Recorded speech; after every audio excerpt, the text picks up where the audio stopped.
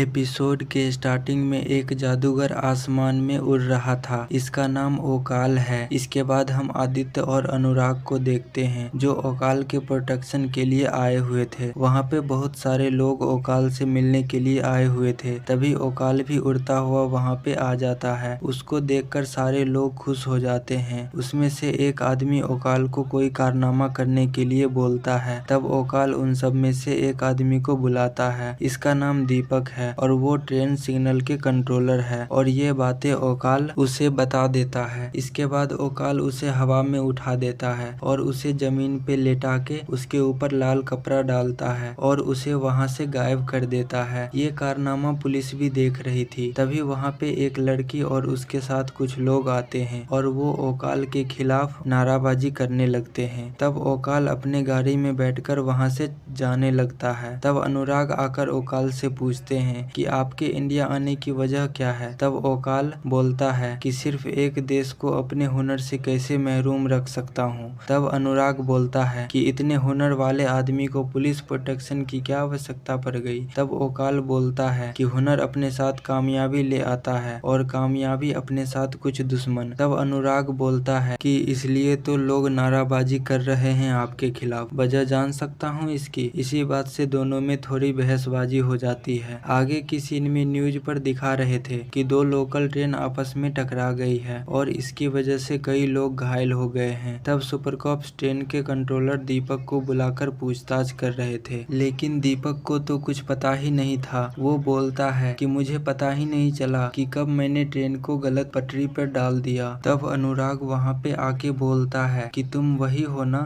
जिस पर कल ओकाल जादू दिखाया था। तब अभिज्ञान बोलता है कि इन सब के बीच में ओकाल कहाँ से आ गया। तब अनुराग बोलता है कि हो सकता है कि ओकाल ने इसके ऊपर कोई जादू किया हो और इसने इतनी बड़ी गड़बड़ी कर दी हो। तब अभिज्ञान बोलता है कि ओकाल को छोड़ो, पहले इस केस पर ध्यान देते हैं और अभिज्ञान वहां से चला जाता है। तब एसीपी दिलेर अनुराग को ओकाल पर नजर रखने के लिए बोलते हैं। आगे की सीन में रात को ओकाल फिर से जादू दिखा रहा था। फिर वो अपने पास एक लड़की को बुलाता है। वो लड़की पायलट थी। ओकाल उसके गले से तितली का लॉकेट लेता है और अपने जादू से उसे ओरिजिनल तितली बनाकर उड़ा देता है। फिर उसके पास एक दूसरी लड़की आती है। तब ओकाल उस पे जादू दिखाने लगता है। तब वो पायलट वहाँ से जाने लगती है। वहाँ पे अनुराग और अभिज्ञान भी आए हुए थे। वो उस लड़की से ओकाल के बारे में पूछते हैं कि ओकाल ने क्या किया है आपके साथ। तो वो लड़की बोलती है कुछ भी तो नहीं, आप लोग मुझे परेशान मत कीजिए। फिर वो लड़की वहाँ से चली जाती है। आगे की सीन में अनुराग उस लड़की के घर पे जाता है जो सड़क पे ओकाल के खिलाफ नारा लगा रही थी। अनुराग उससे ओकाल के बारे में पूछता है। तब वो लड़की बोलती है कि मेरी दीदी ओकाल के साथ काम करती थी, लेकिन हमें कभी दीदी से मिलने नहीं दिया जाता था। तब एक दिन मेरी दीदी का कॉल आया था और वो बोली थी कि उनकी जान खतरे में है और वो ओकाल के चंगुल से बाहर आना चाहती थी। इतने में ही उनका फोन कट गया। इसके बाद आज तक कभी दीदी का फोन नहीं आया। तब अनुराग बोलता है कि मैं ओकाल के खिलाफ सबूत इकट्ठा कर रहा हूँ। मुझे आगे आपकी मदद की जरूरत पड़ेगी, तो क्या आप मेरे साथ पुलिस स्टेशन चलेंगे। तब आगे की सीन में हम न्यूज पर देखते हैं कि एक हवाई जहाज उड़ान भरते समय अपने आप कंट्रोल से बाहर हो गया और कुछ समय बाद ही क्रैश हो गया। इस घटना में करीब 200 लोगों की मौत हो गई और कुछ लोग घायल हो गए हैं। तब पुलिस स्टेशन में एसीपी दिलेर बोल रहा था कि ये हो क्या रहा है, एक के बाद एक हादसे हो रहे हैं, बेकसूर लोग मारे जा रहे हैं। वहाँ पे अनुराग आके बोलता है कि मैंने उस प्लेन के लोगों को फोटोग्राफ चेक किए हैं और उस प्लेन का जो पायलट है वो वही लड़की है जो एक दिन पहले ओकाल से मिली थी। फिर अनुराग सीमा को वहाँ बुलाते हैं। फिर सीन कट करके हमें दिखाया जाता है। उसमें एसीपी दिलेर सीमा से वादा करते हैं कि वो उसके बहन के कातिल को सजा जरूर दिलवाएंगे, लेकिन उससे पहले हमें ओकाल के घर के अंदर जाने का रास्ता निकालना पड़ेगा। फिर अनुराग बोलता है कि ओकाल के सिक्योरिटी गार्ड तो किसी भी बाहर वाले को घर के अंदर जाने नहीं देते हैं। तब कशिश बोलती है कि बाहर वाले को नहीं जाने देंगे, लेकिन अंदर वाले को जाने देंगे। फिर कशिश भेष बदलकर वहां जाती है और ओकाल के पर्सनल सिक्योरिटी से मिलती है। इसका नाम डीजे है। कशिश उससे बोलती है कि मैं ओकाल की बहुत बड़ी फैन हूँ और मैं उनका असिस्टेंट बनने आई हूँ, लेकिन डीजे मना कर देता है। वहाँ पे कशिश के साथ वरुण भी आया हुआ था। वो दोनों मिलकर डीजे डीजे को मना लेता है। फिर डीजे दोनों को ओकाल से मिलवाता है। वहाँ पे कशिश ओकाल से बोलती है कि मैं आपकी इस दुनिया की बहुत बड़ी फैन हूँ और मैं आपके साथ काम करना चाहती हूँ। तब ओकाल बोलता है कि जिस दुनिया में मैं कभी विश्वास ही नहीं करता, उस दुनिया की तुम फैन होकर भी क्या कर लोगी? अगर कुछ करना ही है तो आओ मेरी दुनिया में। तब कशिश तैयार हो जाती है। तभी वहाँ पे ओकाल को बोलते बोलते चक्कर आ जाता है और वो बेहोश हो जाता है। तब वहाँ के गार्ड उसे अंदर लेकर जाने लगते हैं। डीजे कशिश और वरुण को अंदर जाने से रोक देता है, लेकिन कशिश और वरुण छुपकर उसके पीछे जाने लगते हैं ताकि उसके बारे में पता लगा सके। तभी कशिश ढूंढते हुए एक कमरे में आ जाती है और देखती है कि ओकाल एक बेड पर लेटा हुआ है। तभी वहाँ पे दूसरा ओकाल आता है। यहाँ पर हमें पता चलता है कि जो ओकाल को अभी तक हम देख रहे थे वो तो इसका हमशक्ल था, जिसे ओकाल ही कंट्रोल करता था। वहाँ पे ओकाल डीजे को फॉरेन डेलीगेट्स पर नजर रखने के लिए बोलता है जो अलग अलग देश से इंडिया आने वाला था। ओकाल इन सब गेस्ट को जान से मारना चाहता था। ये सब बातें कशिश भी सुन लेती है। तभी उसके हाथ से कोई चीज नीचे गिर जाती है। तब ओकाल और डीजे को भी पता चल जाता है कि कशिश उसकी बातें सुन ली है। कशिश वहाँ से भागने लगती है। वहाँ के गार्ड कशिश का पीछा करने लगता है। कशिश वरुण से मिलकर ओकाल के बारे में बताती है और जाके एसीपी सर को बताने के लिए बोलती है। तब वरुण वहाँ से चला जाता है। वहाँ पे डीजे और उसके गार्ड कशिश को पकड़ लेता है। दूसरी तरफ एसीपी दिलेर कशिश के बारे में ही सोच रहे थे। तभी वरुण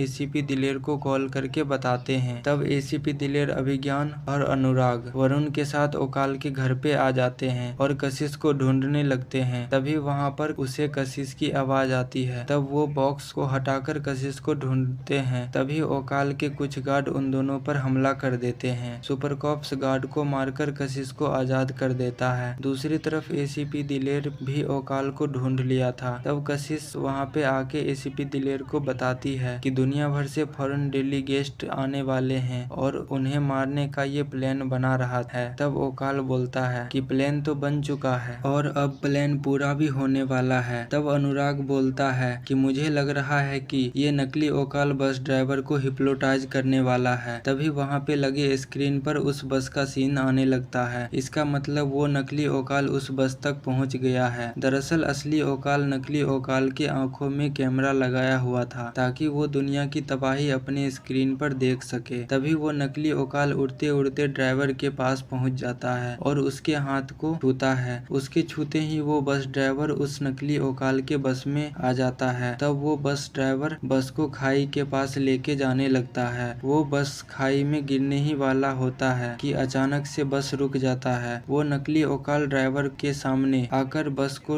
गिराने के लिए बोलने लगता है। वो बस ड्राइवर बस को आगे बढ़ाने की कोशिश भी करता है, लेकिन बस आगे नहीं जाती है। तब हमें दिखाते हैं कि यहाँ पे मेघना की एंट्री हो चुकी थी और वही अपने टेलीकिनेसिस की शक्ति से बस को रोक कर रखी थी। दूसरी तरफ अभिज्ञान एसीपी दिलेर से बोलता है कि कुछ देर में मेघना की शक्ति कम हो जाएगी, वो कमजोर पड़ जाएगी। तब एसीपी दिलेर बोलता है कि अगर हम मेघना की ताकत बढ़ा नहीं सकते तो कम से कम इस नकली ओकाल की ताकत घटा तो सकते हैं। तब अनुराग बोलता है कि जिस तरह हर शैतान की जान एक तोते में अटकी होती है, उसी तरह से इस नकली ओकाल की जान इस तोते में अटकी है। वहाँ पे वरुण बोलता है कि हम इसको मार देते हैं और वो अपने आप मर जाएगा। तब एसीपी दिलेर बोलता है कि जब तक मेघना की जान में जान है वो इस बस को गिरने नहीं देगी। दूसरी तरफ नकली ओकाल मेघना को सबके खिलाफ भड़काने लगता है, लेकिन मेघना उसकी बात नहीं सुनती है। दूसरी तरफ ओकाल और एसीपी दिलेर के बीच बहसबाजी हो रही थी। तभी उनके बीच हाथापाई हो जाती है और एसीपी दिलेर के हाथों से गोली चल जाती है और ओकाल मर जाता है। ओकाल के मरते ही वो नकली ओकाल भी जमीन पर गिर जाता है और वो भी मर जाता है। तब बस ड्राइवर भी अपने होश में आ जाता है और वो बस को पीछे कर लेता है। वहाँ पे आदित्य भी आ जाता है और मेघना को अपनी गाड़ी में बैठाता है और एसीपी दिलेर को फोन करके बताता है कि यहाँ पे सब ठीक है और ये एपिसोड यहीं पे एंड हो जाती है। ये एपिसोड कैसा लगा दोस्तों, ये हमें कमेंट में जरूर बताएं और हमारे इस वीडियो को एक लाइक कर दें और आगे का एपिसोड देखने के लिए आप लोग हमारे चैनल को सब्सक्राइब कर लीजिए। और अगर आप लोगों को मेघना का एपिसोड देखना है जिसमें मेघना सुपर विलन थी, तो आप लोग हमारे चैनल पे जाके इस एपिसोड को भी देख सकते हैं। मिलते हैं अगले वीडियो में। Thanks for watching this video.